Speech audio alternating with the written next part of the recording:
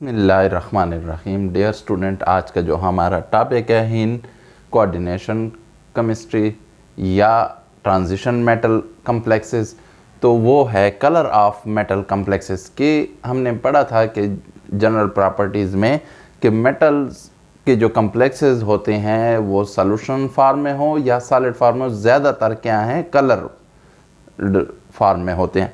अब ये कलर इनका क्यों होता है, इसके पीछे क्या रीज़न है कि ये कलर नज़र आते हैं, तो वो हम डिस्कस करेंगे। मेटल कम्प्लेक्सेस के जितने भी कलर्स हैं, अगर वो कलर्ड है तो वो किस वजह से होंगे? Due to d transition of electron, यानी वहाँ से इलेक्ट्रॉन एनर्जी एब्जॉर्ब करेंगे और वो क्या करेंगे, दूसरे डी ऑर्बिटल में जो हायर एनर्जी स्टेट पर होगा तो वहाँ पर चला जाएगा, शिफ्ट कर जाएगा। तो इस शिफ्टिंग के लिए एनर्जी की ज़रूरत है, तो वो लाइट में से कुछ वेवलेंथ एब्जॉर्ब कर लेगा और बाकी क्या कर लेगा, ट्रांसमिट। जो कलर की वेवलेंथ वो ट्रांसमिट करेगा तो वो कलर डिसाइड करेंगे कि इस मेटल कम्प्लेक्सेस या मेटल आयन का इन सॉल्यूशन कौन सा कलर होना चाहिए। ठीक है, अब ये डी स्प्लिटिंग हम इनको कहते हैं, ये क्यों होते हैं? तो यहाँ पर क्रिस्टल फील्ड थ्योरी है, उसने हमें बताया कि जब भी लिगेंड अप्रोच करते हैं मेटल आयन की तरफ, ठीक है, for the formation of complexes, तो जो डी ऑर्बिटल्स होते हैं वो पहले डीजनरेट होते हैं, लेकिन यानी सेम एनर्जी वाले होते हैं, लेकिन जब वो अप्रोच करते हैं तो वो उसकी वजह से, अप्रोच ऑफ लिगेंड की वजह से, उनके प्रेशर्स की वजह से इनकी क्या हो जाती है, स्प्लिटिंग हो जाती है।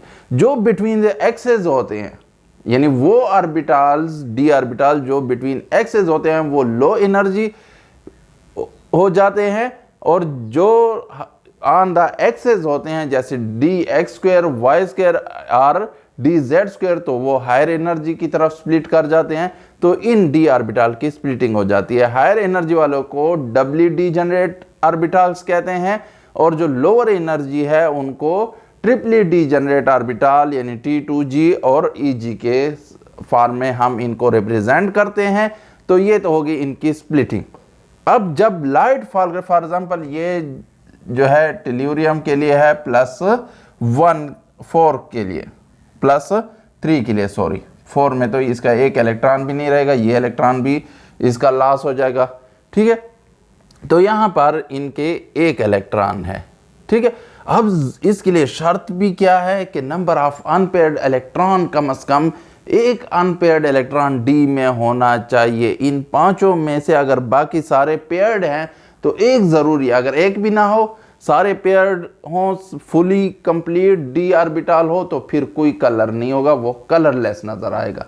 तो अनपेयर्ड इलेक्ट्रॉन एक डिसाइड करते हैं कलर ऑफ द कम्प्लेक्सेस। ठीक है, और दूसरी लिगेंड भी, ये क्रिस्टल फील्ड थ्योरी कहती है कि लिगेंड जो है वो अगर क्या है, हाईली नेगेटिवली चार्ज हैं, तो वो स्प्लिटिंग और भी मजीद ज़्यादा बढ़ जाएगी, और अगर वो लो एनर्जी नेगेटिवली चार्ज वो है, चार्ज डेंसिटी उन पर लो है, नेगेटिव चार्ज डेंसिटी, तो उनकी स्प्लिटिंग थोड़ी सी होगी। तो ये दो फैक्टर्स हैं जो डिसाइड करते हैं कलर ऑफ द कम्प्लेक्स। लेकिन यहाँ पर आपके लेवल पर हम सिर्फ number of unpaired electron discuss करेंगे। तो अनपेयर्ड इलेक्ट्रॉन अगर होंगे, ठीक है, तो तब कलर होगा, और अगर कोई अनपेयर्ड इलेक्ट्रॉन नहीं, या तो कंप्लीट क्या है, एम्प्टी डी ऑर्बिटल, फिर तो इलेक्ट्रॉन ही नहीं है, फिर तो ट्रांजिशन नहीं होगी। और अगर वो सारे कंप्लीट फील्ड है तो फिर भी ट्रांजिशन नहीं होगी, क्योंकि दो से ज़्यादा इलेक्ट्रॉन आ ही नहीं सकते। तो इनकी जो क्या है कलर है वो ड्यू टू अनपेयर्ड इलेक्ट्रॉन, जिस तरह पैरामैग्नेटिज्म होती है ड्यू टू अनपेयर्ड इलेक्ट्रॉन, ठीक है, इसी तरह कलर भी due to unpaired electron in d orbitals पर इन्हिसार करती है।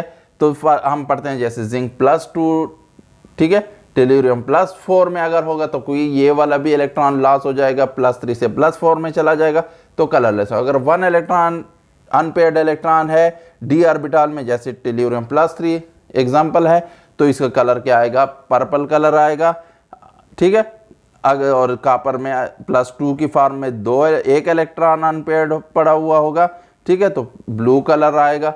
अब होता क्या है, जब लाइट यहाँ पर इससे वाइट लाइट, हमारी विजिबल लाइट इससे टकराती है, तो यहाँ से ये इलेक्ट्रॉन प्रोमोट होकर कुछ वेवलेंथ, जितनी वेवलेंथ इसको चाहिए होते हैं फॉर एक्साइटेशन, वो एब्जॉर्ब करके यहाँ पर शिफ्ट हो जाता है, ट्रांजिशन हो जाती है। और ये ट्रांजिशन क्या है, ये भी डी ऑर्बिटल है, ये भी डी, तो इसलिए इनको D D transition of electrons कहते हैं। तो इस वजह से ये कलर होते हैं, और बाकी जो लाइट होगी वो ट्रांसमिट कर लेगा, तो उसकी वजह से वो हमें कलर नजर आएंगे। अगर उसने फुल एब्जॉर्ब कर ली, ठीक है, लाइट, कोई ट्रांसमिशन नहीं हुई, तो फिर हमें ब्लैक नजर आएगा। और अगर अनपेयर्ड इलेक्ट्रॉन कोई भी नहीं है, वो वैसे की वैसे रिफ्लेक्ट कर देगी होल लाइट को, तो फिर भी हमें वो कम्प्लेक्स वाइट नजर आएंगे।